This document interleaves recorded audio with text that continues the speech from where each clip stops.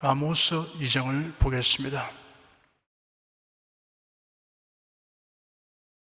1절에서 3절까지 함께 읽겠습니다. 여호와께서 가라사대 모압의 서너 가지 죄로 인하여 내가 그 벌을 돌이키지 아니하리니 이런저가 에돔 왕의 뼈를 불살라 회를 만들었음이라. 내가 모압에 불을 보내리니 그리어 궁궐들을 사르리라.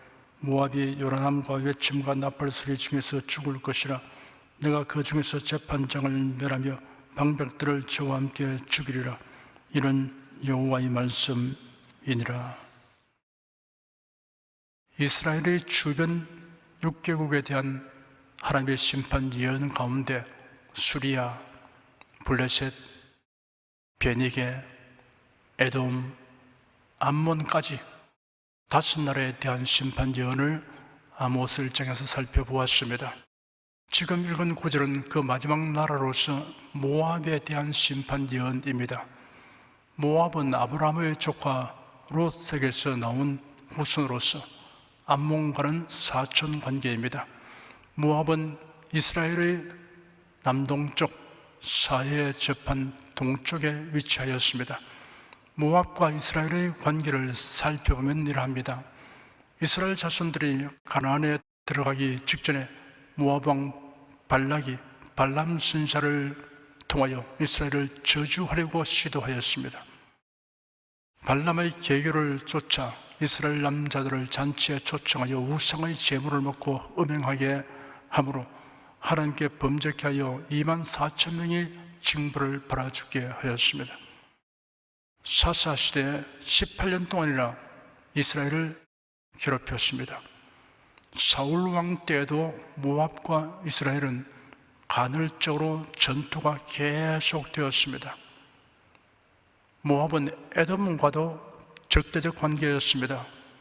모압과 에돔 간의 전쟁이 있을 때 모압 왕은 고뇌와 분노 중에서 자기 아들을 그들의 섬기는 신에게 번제로 드렸습니다. 복수심에 불탄 모압은 훗날 에돔을 치고 왕을 사로잡아 죽여서 그 뼈를 불살라 횟가루를 만들었습니다. 모압은 하나님의 심판으로 주전 598년에 바벨론의 느부갓네살 왕의 침략을 받아 초토가 되었습니다. 다른 이방 국가들의 죄는 이스라엘의 관계에서 비롯된 것을 다루고 있는데 모압의 죄는 이방 국가인 에돔에게 행한 죄를 다루었습니다. 이러한 사실은 이방 백성이 하나님의 선민에게 행한 범죄에 대해서뿐 아니라 이방 나라 사이에 행하는 범죄 행위에 대해서도 하나님의 심판하심을 드러내고 있습니다. 제2차 세계대전에서 나치 독일의 폐망은 하나님의 심판입니다. 군국주의 일본이 태평양 전쟁에서 패망한 것도 하나님의 심판입니다. 독일과 일본이 한동안 승승장구하였습니다. 그러나 그들의 악함을 보신 하나님이 미국이 참전하도록 섭리하셔서 독일과 일본이 다 처참하게 패망하게 하였습니다. 하나님은 인류 역사의 주권자이시며 섭리자이시고 심판자이십니다. 4절, 5절, 2절을 함께 읽겠습니다. 여호와께서 가라사대 유다의 서너 가지 죄로 인하여 내가 그 불을 돌이키지 아니하리니 이런 자가 여호와의 율법을 멸시하며 그 율례를 지키지 아니하고 그 열조에 따라가던 거짓 것에 미혹하였음이라. 내가 유다에 불을 보내리니 예루살렘의 궁궐들을 사르리라. 아모스 선지자는 지금까지 유다 나라 주변 국가들의 죄악상을 폭로하며 하나님의 심판을 선고하였습니다. 그러나 다음으로는 하나님의 택한 백성들을 향하여 예언하였습니다. 하나님의 택한 백성 중에 먼저 유다 백성에 대한 예언을 하였습니다. 유다는 가나안 땅의 남쪽을 차지하고 있었습니다. 이방 국가들에 대한 심판과 하나님의 택한 백성들에 대한 심판 기준이 현저하게 다른 점을 발견할 수 있습니다. 이방 국가들에 대한 심판 기준이 주로 인간관계의 규범인 일반적인 도덕률인데 비하여 하나님의 생명에는 여호와의 율법에 근거하고 있습니다. 사도 바울은 이러한 점을 알고 있기 때문에 율법 없이 범죄한 자는 또한 율법 없이 망하고, 무릇 율법이 있고 범죄한 자는 율법으로 말미암아 심판을 받는다라고 말했습니다. 하나님은 그의 택한 백성들에게 율법을 주셨습니다. 율법은 백성을 규제하고 억압하는 것이 아니고 하나님의 보호와 도우심을 받게 하는 특권으로 주신 것입니다. 율법은 명령과 약속으로 되어 있으므로 순종하면 하나님께서 복된 약속을 이행하시기 때문입니다. 신명기 10장 13절에 기록되기를 내가 오늘날 네 행복을 위하여 네게 명하는 여호와의 명령과 규례를 지킬 것이 아니냐 하였습니다. 28장 1절에는 네가 네 하나님 여호와의 말씀을 삼가 듣고 내가 오늘날 네게 명하는 그 모든 명령을 지켜 행하면 네 하나님 여호와께서 너를 세계 모든 민족 위에 뛰어나게 하실 것이라 하였습니다. 유다 백성의 죄악에 대하여 지적하기를 저희가 여호와의 율법을 멸시하며 그 율례를 지키지 아니하고 그 열조에 따라가던 거짓 것에 미혹하였음이라 하였습니다. 첫째, 여호와의 율법을 멸시했습니다. 둘째, 율례를 지키지 아니하였습니다. 셋째, 조상들처럼 거짓 것에 미혹되었습니다. 거짓 것이란 우상을 의미합니다. 로마서 1장에 기록되기를 스스로 지혜에 따라 우준하게 되어 썩어지지 아니하는 하나님의 영광을 썩어질 사람과 검수와 버러지 형상의 우상으로 바꾸느니라. 그러므로 하나님께서 저희를 마음의 정욕대로 더러움에 내어 버려두사 저희 몸을 서로 욕되게 하셨으니 이는 저희가 하나님의 진리를 거짓 것으로 바꾸어 피조물을 조물주보다 더 경배하고 섬김이라. 주는 곧 영원히 찬송을 이시로다. 아멘. 율법은 방대합니다. 그러나 근간한 십계명입니다. 예수는 십계명을 둘로 요약하여 말씀하셨습니다. 바리새인들 중에 한 율법사가 예수님을 시험하여 묻기를 선생님이여 율법 중에 어느 계명이 큽니까? 하였습니다. 예수께서 대답하셨습니다. 네 마음을 다하고 목숨을 다하고 뜻을 다하여 주 너희 하나님을 사랑하라 하셨으니 이것이 크고 첫째 되는 계명이요 둘째는 그와 같으니 내 이웃을 네 몸과 같이 사랑하라 하셨으니 이 두 계명이 온 율법과 선지자의 강령이니라. 하나님 사랑과 이웃 사랑이 율법의 핵심입니다. 그러나 사랑이란 매우 포괄적이고 또한 추상적인 의미를 가지고 있습니다. 하나님 사랑과 이웃 사랑의 으뜸이 되는 줄거리는 이러합니다. 하나님 사랑의 핵심은 우상 숭배를 철저히 배격하고 창조주이시며 구세주이신 참 하나님만을 믿고 섬기는 것입니다. 이웃 사랑의 핵심은 다른 사람이 하나님을 사랑하도록 이끌어주는 것입니다. 율법을 거역하고 우상을 섬긴 유다 나라는 주전 586년 바벨론 왕 느부갓네살의 침략을 받아 망하였습니다.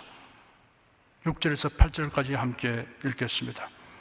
여호와께서 가라사대 이스라엘의 선을 가지 죄로 내어 내가 그 불을 돌이키지 아니하리니 이는 저희가 은혜를 받고 의인을 팔며 신 한 켤레를 받고 궁핍한 자를 팔며 가난한 자의 머리에 있는 티끌을 탐내며 겸손한 자의 길을 굽게 하며 부자가 한 젊은 여인에게 다녀서 나의 거룩한 이름을 더럽히며 모든 단 옆에서 전당 잡은 옷 위에 누우며 저희 신의 전에서 벌금으로 얻은 포도주를 마심이니라. 아모스 선지자는 유다에 대한 하나님의 심판에 이어 가나안 땅의 북쪽에 위치한 이스라엘에 대하여 예언했습니다. 이스라엘의 죄악을 열거하였습니다. 공의가 사라지고 부정부패가 만연했습니다. 뇌물을 받고 불의한 재판을 진행하고 죄 없는 자를 노예로 팔아넘겼습니다. 가난한 자를 학대하였습니다. 난잡하고 폐륜하는 사회가 되었습니다. 부당하게 획득한 재물로 우상을 섬겼습니다. 9절에서 11절까지 함께 읽겠습니다. 내가 아무리 사람을 저희 앞에서 멸하였나니 그 길은 배양목 높이와 같고 강하기는 상수리나무 같으나 내가 그 위의 열매와 그 아래의 뿌리를 진멸하지 아니하였느냐. 내가 너를 애굽 땅에서 끌어내어 40년 동안 광야에서 인도하고 아모리 사람의 땅을 너희로 차지하게 하였고 또 너희 아들 중에서 선지자를 너희 청년 중에서 나시르 사람을 일으켰나니 이스라엘 자손들아 과연 그렇지 아니하냐. 이런 여호와의 말씀이니라. 선지자 아모스는 이스라엘의 종교적 타락 행위를 지적한 후 지난날 하나님께서 그들에게 베푸신 은혜를 상기하도록 언급하였습니다. 첫째, 애굽에서의 종살이에서 해방시켜 주신 일입니다. 둘째, 광야 생활 40년 동안 돌보신 일입니다. 셋째, 가나안 땅을 점령하여 정착하게 하신 일입니다. 넷째, 선지자를 주신 일입니다. 하나님은 모세로부터 시작하여 여러 선지자를 택하여 세우시고 그들을 통하여 말씀하셨습니다. 그들을 통하여 율법을 주시고 예언을 주셨습니다. 이스라엘 백성 이외에는 이런 은총을 입은 백성이 없었습니다. 다섯째, 나실린을 세우셨습니다. 히브리어 나지림은 성멸된 자들 혹은 구별된 자들이라는 뜻입니다. 성경에 언급된 나실린의 규례를 보면 독한 술을 금하며 삭도를 머리에 대지 않으며 부정한 것으로 몸을 더럽히지 말아야 했습니다. 선지자들은 주로 하나님께로부터 받은 계시의 말씀으로 백성들이 그릇된 삶을 책망하여 시정하고 또 올바른 삶의 자세를 더욱 고양시키는 교훈을 베푸는 사명을 수행하였고, 나실인들은 그들의 거룩한 행실을 통하여 백성들이 성결하게 살아가도록 본을 보였습니다. 하나님께서 이스라엘 자손들아 과연 그렇지 않느냐라고 물었습니다. 그런데도 불구하고 너희가 어찌하여 받은 은혜를 잊고 패역하게 행하느냐라는 의미가 담긴 질문입니다. 망각 중에 가장 나쁜 망각은 하나님이 베풀어 주신 은혜를 잊는 것입니다. 신앙의 열정이 쇠퇴하고 세상 사람과 같이 행하는 것은 하나님이 베푸신 은혜를 망각하였다는 증거입니다. 하나님의 독생자를 보내셔서 구속사역을 완수하게 하셔서 이를 믿는 자에게 베푸신 은혜의 귀중함은 형언할 길 없습니다. 이 은혜를 망각하는 것은 멸시하는 것이나 다름없습니다. 세월이 가도 구원받은 은혜로 인한 신선한 감동이 사라지지 않고 날로 더하여 가는 것이 정상적 그리스도인에게 나타나는 현상입니다. 12절에서 16절까지 함께 읽겠습니다. 그러나 너희가 나시롯 사람으로 포도주를 마시게 하며 또 선지자에게 명하여 예언하지 말라 하였느니라. 폭식탄을 가득히 실은 수레가 흙을 누름같이 내가 너희 자리에 너희를 누르리니 빨리 다른 바퀴를 하는 자도 도망할 수 없으며 강한 자도 자기 힘을 낼 수 없으며 용사도 피할 수 없으며 활을 가진 자도 설 수 없으며 발이 빠른 자도 피할 수 없으며 말 타는 자도 피할 수 없고 용사 중에 굳센 자는 그날에 벌거벗고 도망하리라. 이런 여호와의 말씀이니라. 이스라엘의 배은망덕한 행위를 지적하였습니다. 나실린이 구별되게 행하지 못하도록 즉 금기상을 지키지 못하도록 유도하였습니다. 왕과 방백과 백성들은 선지자들이 예언하는 사명을 수행하지 못하도록 막았습니다. 이러한 배은망덕 행위로 인하여 아무도 피할 수 없는 하나님의 심판이 이스라엘에게 임하게 될 것이 예언되었습니다. 이 예언대로 이스라엘은 주전 722년 아수르의 침략을 받아 망하고 백성들은 포로로 끌려갔습니다. 이스라엘과 유다가 하나님의 심판을 받아 나라가 망하고 백성들이 낯선 땅으로 포로되어 가게 된 원인은 하나님이 주신 계명을 무시하고 우상 숭배한 것입니다. 하나님은 그들을 당장 징벌한 것이 아니고 선지자를 보내어 왕과 백성들에게 경고하고 각성을 촉구하셨습니다. 그들은 자신들의 처신이 옳다고 여겼습니다. 왕과 방백은 국민들의 태도를 보고 안심하였고 백성은 왕과 방백들의 태도를 보고 안심하였습니다.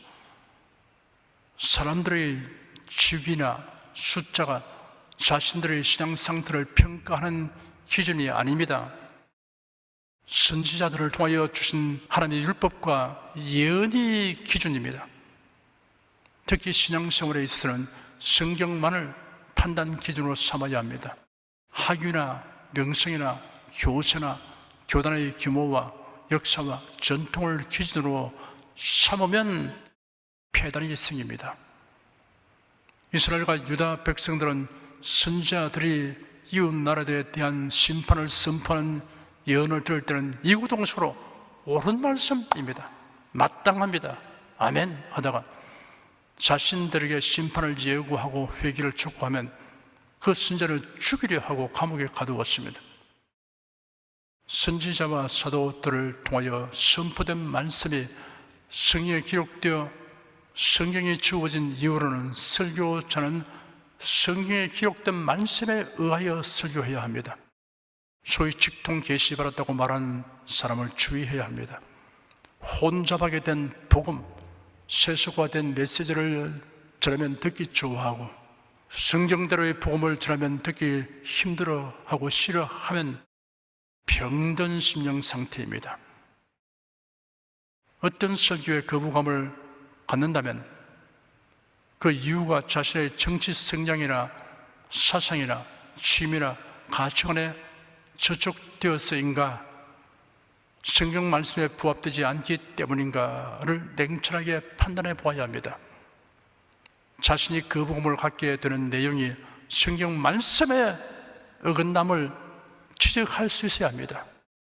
이를 지적하지 못한다면 그 메시지에 대한 판단 기준이 옳지 않음을 인식해야 합니다.